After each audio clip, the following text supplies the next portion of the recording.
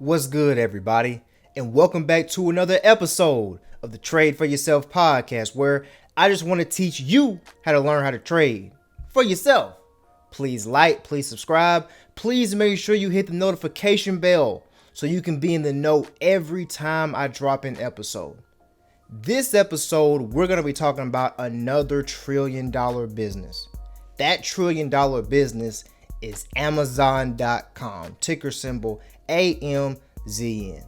Amazon is known for its Amazon Prime, 2-day shipping, delivery services, Amazon Prime Video, and all of that. But Amazon is a whole lot more than an e-commerce business. Amazon has two main segments for the business. Like I said just now, Amazon is more than just an e-commerce business. Amazon wants to be a logistics business. Amazon is in direct competition with UPS and FedEx for shipping volume. On the second half, Amazon is more than just that. Amazon is Amazon Web Services. Amazon is a cloud company. Amazon is the largest cloud provider in the world. When you're watching Netflix, you are watching Netflix on Amazon Web Services. That's how powerful that business is.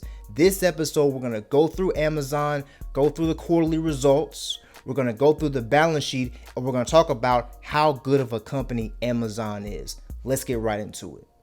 So we got to start this breakdown off by looking at where the money is. And where the money is located in the consolidated balance sheet. So let's start at the top of the page. If you combine the cash equivalents, and marketable securities that Amazon has over $96 billion in cash, which is great. Below that, we look at the total current assets and the total current liabilities. Now, the total current assets is any assets that the business is expected to get in the next 12 months. Same thing with total current liabilities. That's the expected amount that is expected to go out of the business over the next 12 months. We want to make sure that our total current assets are higher than our total current liabilities. So we've got $161.5 billion in total current assets, $142.2 billion in current liabilities, which is good. You know, it could be a little bit better, but it's still okay.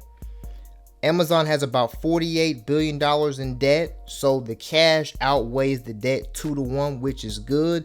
But I want to introduce another term to us here, and it's called stockholders' equity. What is stockholders' equity? That is the equity that if Amazon was liquidated today, meaning that if Amazon was no longer a company, that's the amount that will be distributed out to shareholders. So Amazon got $138 billion in stockholders' equity. So they've got $96 billion of cash and $138 billion in stockholders' equity.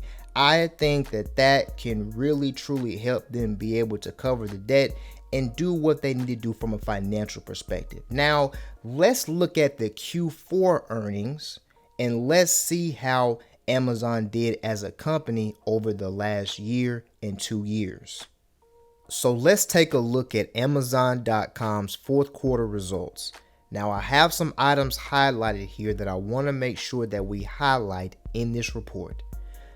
Amazon's operating cash flow decreased 30% to $46.3 billion for the trailing 12 months, compared with $66.1 billion for the trailing 12 months ended December 31st, 2020. Free cash flow decreased to an outflow of $9.1 billion, compared with an inflow of $31 billion for the trailing months ended December 31st, 2020. Operating income decreased to $3.5 billion in the fourth quarter, compared with $6.9 billion in fourth quarter 2020.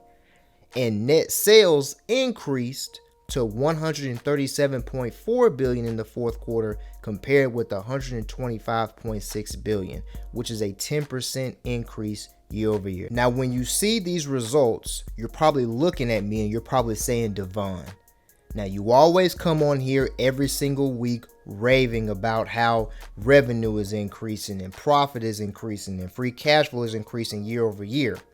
The business is decreasing operating cash flow 30%. The free cash flow is decreasing a lot. Your operating income is being cut in half.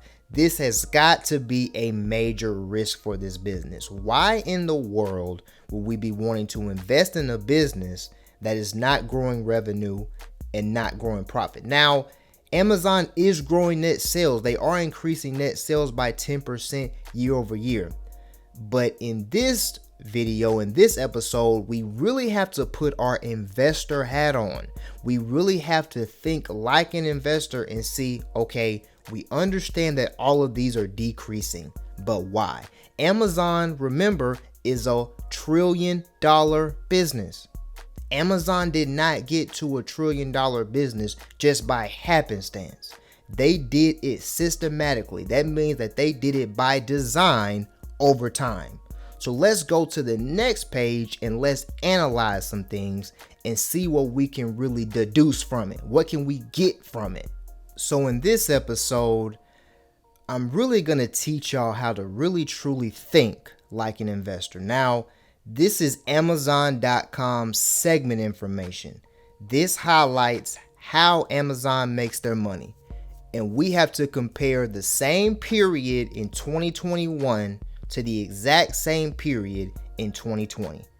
Amazon has their revenue broken out into 3 segments: North America, International, and AWS, which is Amazon Web Services. So the revenue that Amazon receives from North America specifically retains to mostly e-commerce, but Amazon does receive revenue from other smaller businesses that they have.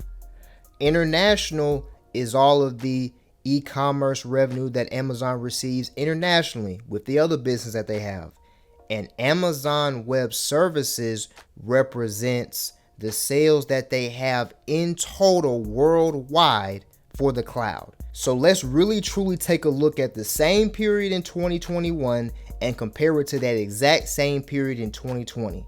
Net sales in North America in 2020 was $75 billion, and net sales increased to $82 billion in 2021. Operating expenses in 2020 was $72 billion, but operating expenses in 2021 was $82 billion. So operating expenses increased $10 billion, but the sales only increased $7 billion. So what ended up happening was Amazon lost money over that period of time. Internationally, the same type of story. However, their sales decreased internationally and their expenses increased internationally. So they lost money again. They lost $1.6 billion internationally and they lost $206 million in North America. But let's take a look at AWS. AWS, Amazon had $12.7 billion in net sales in 2020. In 2021, Amazon almost had $18 billion in net sales. Operating expenses in 2020, they had $9 billion in operating expenses. Now, the operating expenses did increase in 2021 to $12.4 billion, but the net sales increased more than the expenses. So Amazon ended up making $5.2 billion just on Amazon Web Services by itself, and it lost money on the e-commerce side. So this is something that people really don't think about. A cynical person would say, Amazon, as far as like a retailer, that's just a front that Amazon is putting on. Like, Amazon owns a lot of businesses, y'all. Amazon has Whole Foods. Amazon has Amazon Prime Video. Amazon has the exclusive rights to Thursday Night Football for the NFL, a multi-year partnership that's going to last for 11 years. Like, Amazon bought MGM Studios, okay? Amazon is doing a lot of different things, but all of those businesses are just a front.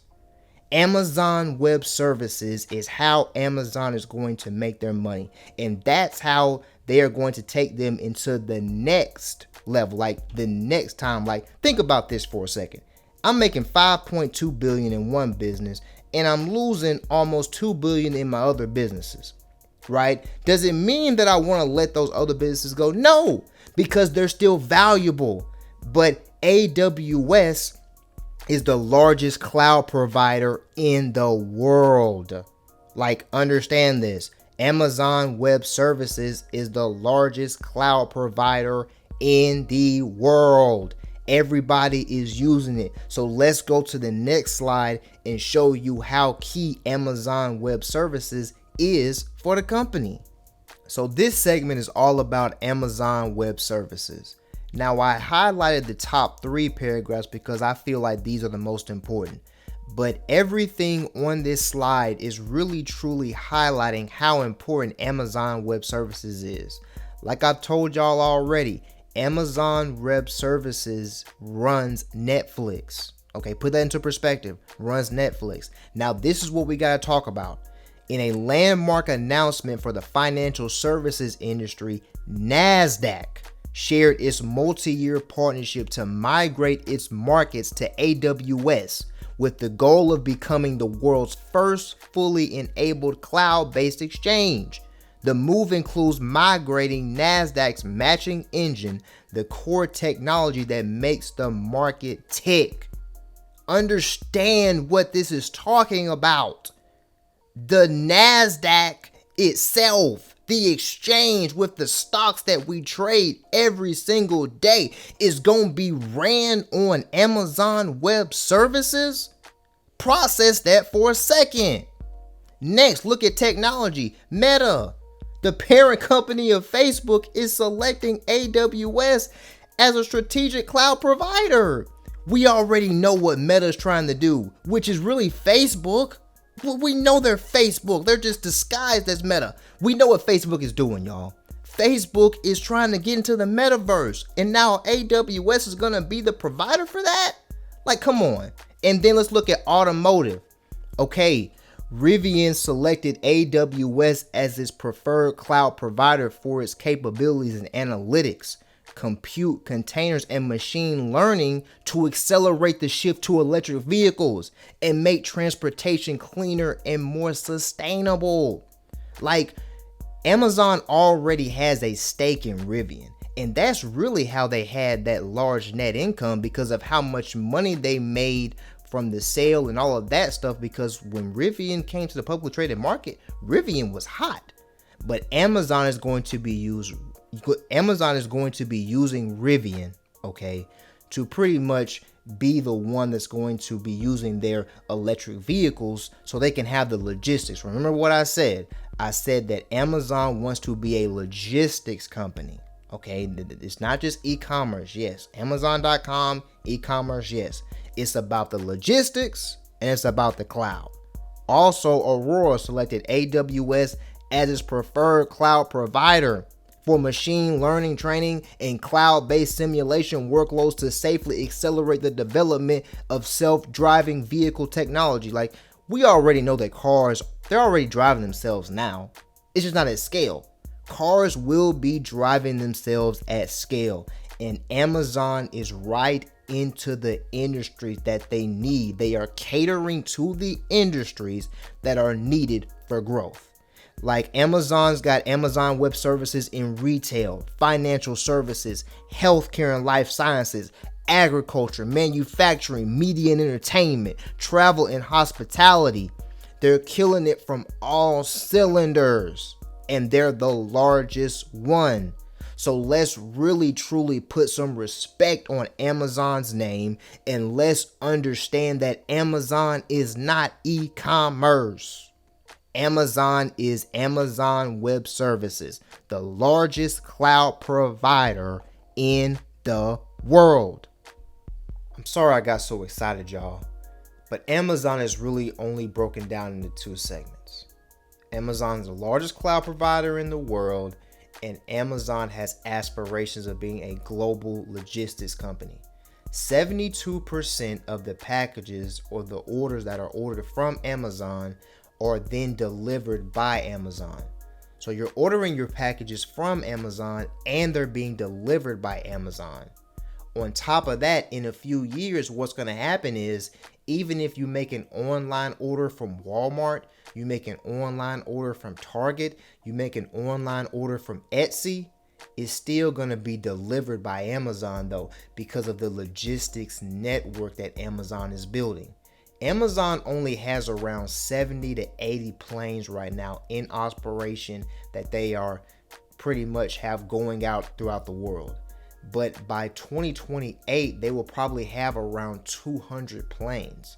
So you can really truly see the investment that they are making in the business. Now, this is something that we really got to talk about. We really got to talk about the risk. We always have to talk about the risk. The one thing that we don't like is the fact that operating cash flow is down year over year, free cash flow is down year over year, and operating income is down year over year.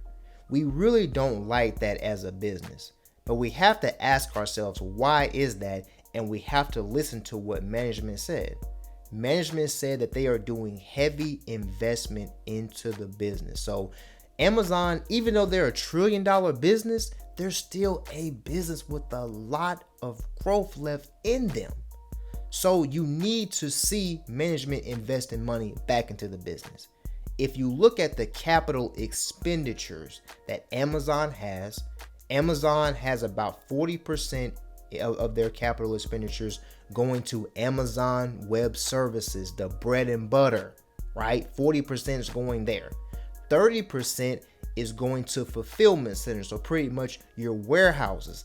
This is very good because there is an estimated 1 billion worth of industrial square feet that is needed for warehouse space in order to be able to fulfill the demand that is needed by the year 2025.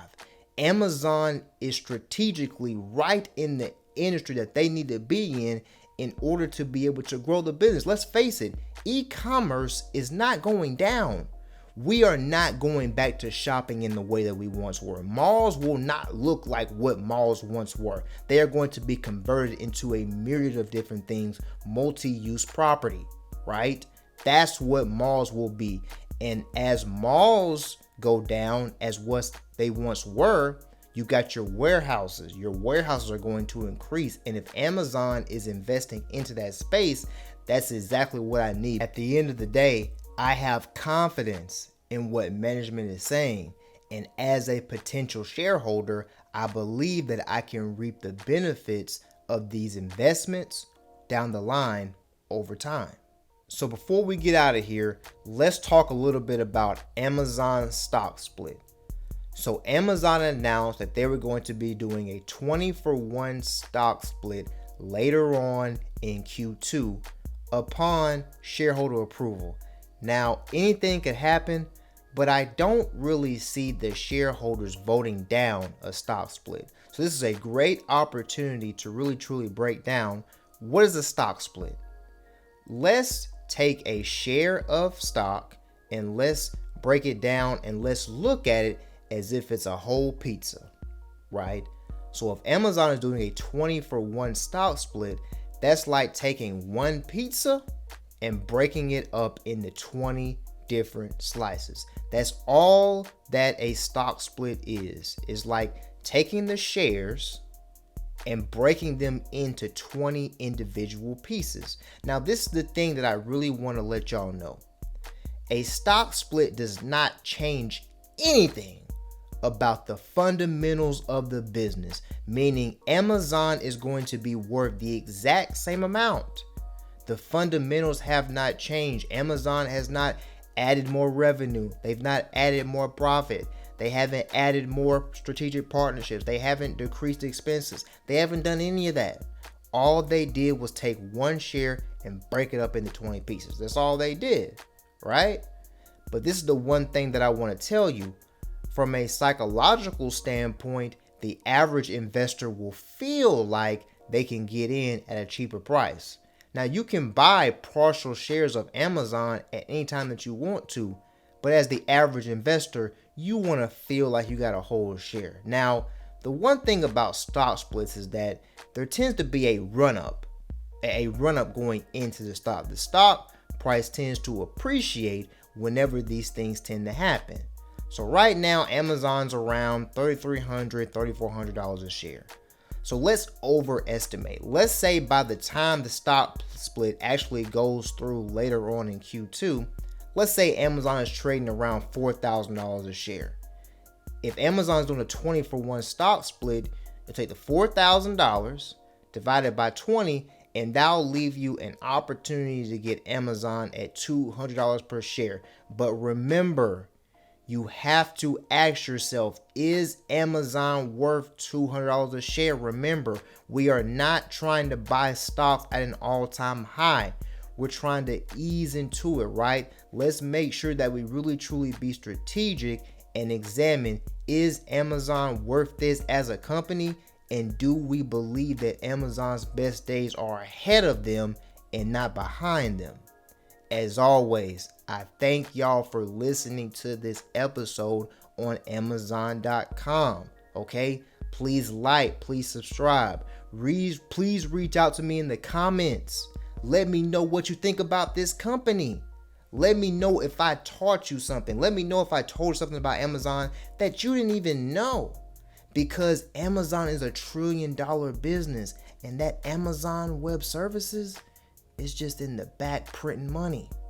Look, please reach out to me, guys. I really want the feedback because I need to know if I'm doing a good job giving y'all the information. As always, don't pay for it. Trade for it. Catch y'all on the next one.